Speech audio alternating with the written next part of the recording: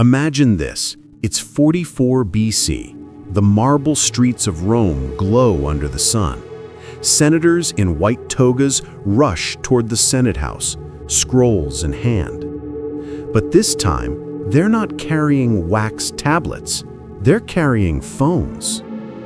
The world's greatest empire just connected to the internet, and history will never be the same. The first notification buzzes through the city. Breaking news: Julius Caesar posts feeling confident heading to the Senate. 10 minutes later, the feed explodes. #Et2Brute trends worldwide. Within an hour, the assassination goes viral. Memes flood the Roman timeline. Someone edits a picture of Caesar lying on the Senate floor with the caption, "When your homies stab you IRL." A TikTok remix drops, Caesar's last words, lo-fi edition. But beyond the memes, something deeper begins to unfold. Information, once controlled by the elite, is now in everyone's hands. From peasants to patricians, every Roman can tweet, post, and comment.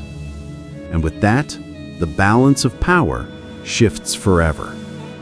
Within months, the empire launches its own social network, RomeNet, a mix of Reddit, X, and TikTok, where gladiators stream their fights live and senators argue policy in the comment section. The algorithm favors controversy. The louder the debate, the more engagement. Soon, political drama becomes entertainment. The people no longer gather in the Colosseum. They gather in the comment section. A trending topic reads, "Should slaves be allowed Wi-Fi?" Another, "Top 10 gladiator deaths. You won't believe number 7. Cicero becomes the empire's first influencer, dropping threads like long scrolls on virtue and the decay of moral fiber. His followers reply with "Fire, fire, fire," philosophers spitting facts. Meanwhile, Caesar's loyalists start a conspiracy page. #Brutus did nothing wrong, the hidden truth. Rome, once united by conquest, now divides itself through digital tribes. Every province has its echo chamber. And the emperors? They start ruling through likes and views. When Augustus becomes emperor, he doesn't just inherit an empire, he inherits data. He studies user behavior, analyzing what posts go viral. He realizes one thing: control the narrative and you control the people. So he builds the first propaganda AI, SPQR-01. It filters RomeNet, boosting posts that glorify the empire and silencing those that criticize it. Opposing senators start disappearing, not physically, but digitally. Their accounts get shadow banned. Their followers mysteriously vanish. The people believe what the feed tells them, and Augustus rules not by sword, but by screen. The military adapts. Roman generals live stream battles with drone footage. Commanders use encrypted Discord servers to coordinate legions. Every victory goes viral. Every defeat is erased. But cracks begin to form, because for every empire that controls information, there's always someone trying to hack it. In the back alleys of Rome's underground, a new type of warrior rises, not with swords, but with code. They call themselves the digital gladiators, hackers, philosophers, and rebels who fight tyranny with tech. Their leader? A mysterious figure known only as Ghost of Carthage. Rumor says he's the descendant of a general destroyed by Rome centuries ago, now seeking revenge through algorithms. The Ghost and his crew start leaking imperial documents, secret Senate bribes, fake battle reports, staged barbarian victories. Every drop sends shockwaves through the empire. Augustus responds with censorship. He declares digital treason punishable by exile. Entire provinces lose Wi-Fi for months. But the people adapt. They invent VPNs, virtual Palatine networks, to bypass censorship.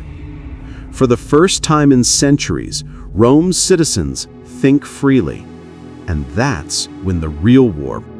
Rome's greatest battles are no longer fought on open fields. They're fought online. Memes become weapons, narratives become legions, and rumors become rebellions.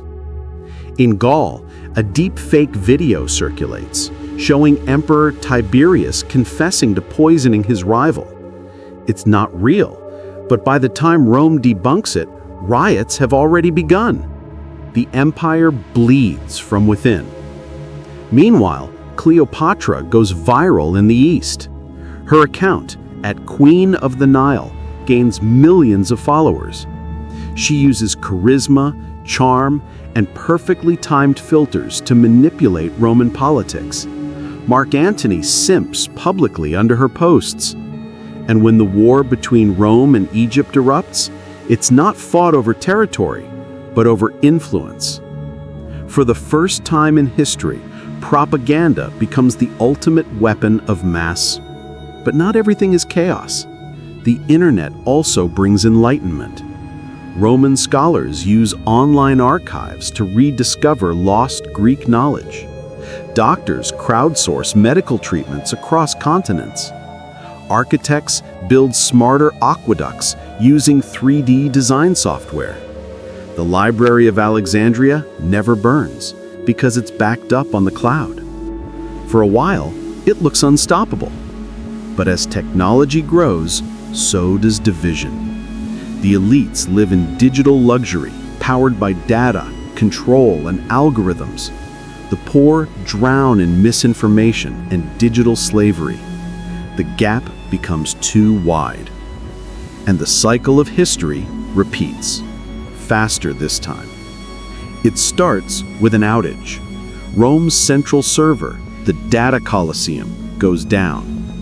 Millions lose connection. Panic spreads. Without the internet, senators can't communicate. Markets crash. Rumors of the emperor's death spread faster than verification. Rebellions ignite in every province. The ghost of Carthage returns with one final message. Rome fell once to greed, now it falls to its reflection. Within days, the empire collapses, not from barbarian invasion, but from digital overload. Too much noise, too many lies, too little truth. The servers burn, the archives crash, and the greatest empire in history disappears with one final post. Error 404, civilization not found. Centuries later, archaeologists dig through the ruins of ancient Rome. They uncover strange glass tablets, engraved with symbols, messages, usernames. They realize Rome had a second history, one not written on stone, but on screens. The irony?